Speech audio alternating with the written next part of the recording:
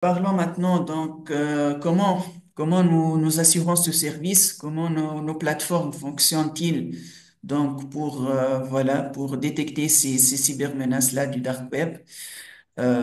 Donc vous n'êtes pas donc obligé d'installer aucune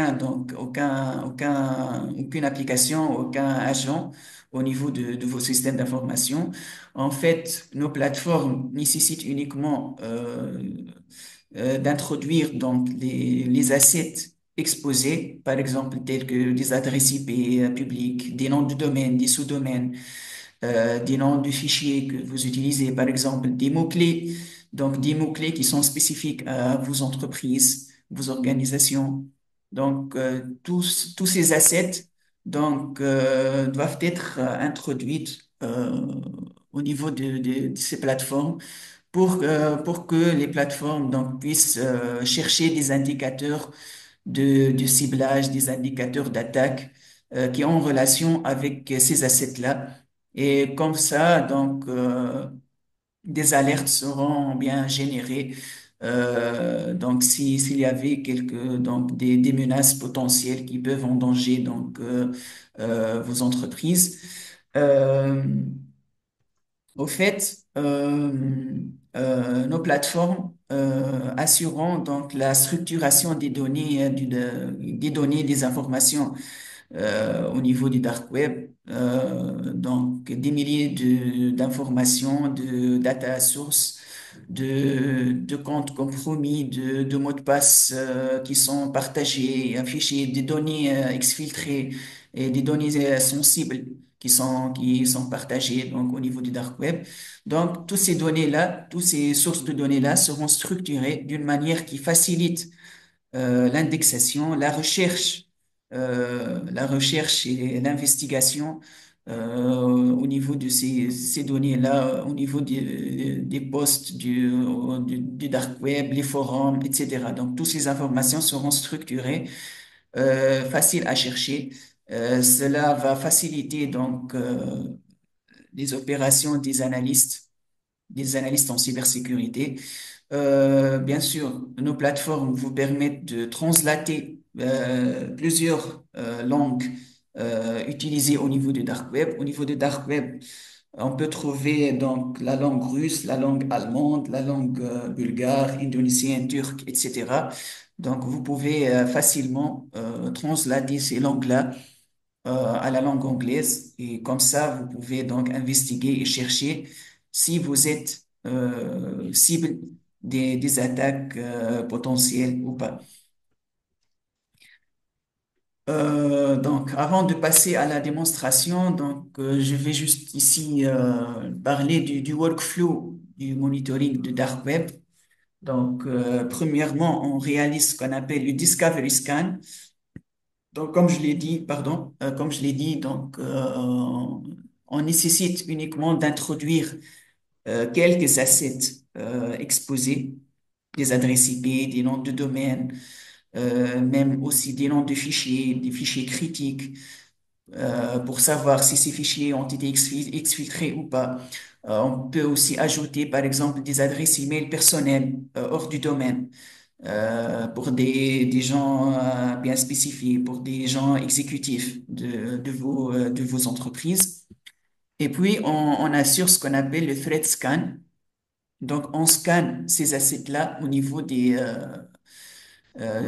dark web pour finalement chercher est-ce que ces assets-là sont mentionnés au niveau du dark web ou pas. S'il y avait des indicateurs d'attaque qui sont liés à ces assets-là. Et comme ça, on génère des alertes catégorisées selon le type de la menace, selon le type, est-ce qu'il s'agit d'un compte compromis, est-ce qu'il s'agit par exemple, aussi des sites de phishing, est-ce qu'il s'agit bien sûr par exemple, pour ceux qui ont en relation avec, qui peuvent être concernés par des activités de fraude. s'il s'agit des cartes bancaires, par exemple, volées, etc. Donc, tout ça, on peut l'avoir sous forme des alertes. Et aussi, on peut donc réaliser davantage de recherches et d'investigations au niveau des sources du dark web à travers le dark web intelligence. Donc, on peut chercher facilement. Toutes les données sont bien indexées, donc cela facilite la recherche et l'investigation avancée afin de chasser les menaces, afin de donc réaliser ce qu'on appelle le threat hunting ou la chasse des menaces. Donc les menaces ou par exemple, qui n'ont pas été donc détectées donc par nos plateformes via les alertes.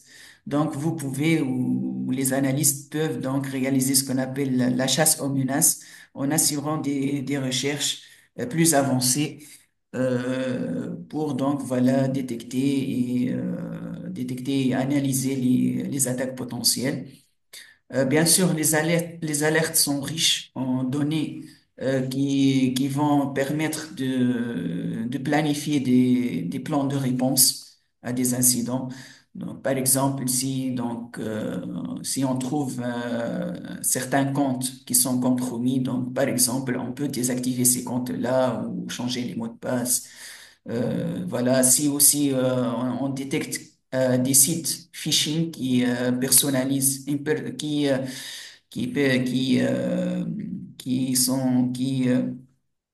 qui font donc la personnalisation des sites afin de donc voler des données d'authentification, etc. Donc, on peut réaliser ce qu'on appelle le takedown de ces sites-là. Donc, cela est possible à travers nos plateformes. Donc, comme ça, vous pouvez donc répondre aux incidents aux menaces potentielles qui peuvent donc peuvent donc voilà mettre en danger vos systèmes d'information. Passons maintenant à la démonstration. Pardon, j'ai oublié de demander si vous avez des questions, mesdames et messieurs, avant de passer à la démonstration. En fait, nous attendons jusqu'à ce que vous terminez. À ce moment-là, Mhm. les questions viendront. Pour ma part, hein. Oui, oui, il n'y a pas de souci. Si vous avez des questions, entre-temps, vous pouvez intervenir. Donc, vous pouvez prendre ou demander la parole. Donc, il n'y a pas de souci. Donc, Parfait, merci. mhm. Merci, Monsieur Zerouani. De rien, de rien. Donc, messieurs, si vous voulez qu'on passe à la démonstration, Oui. très bien.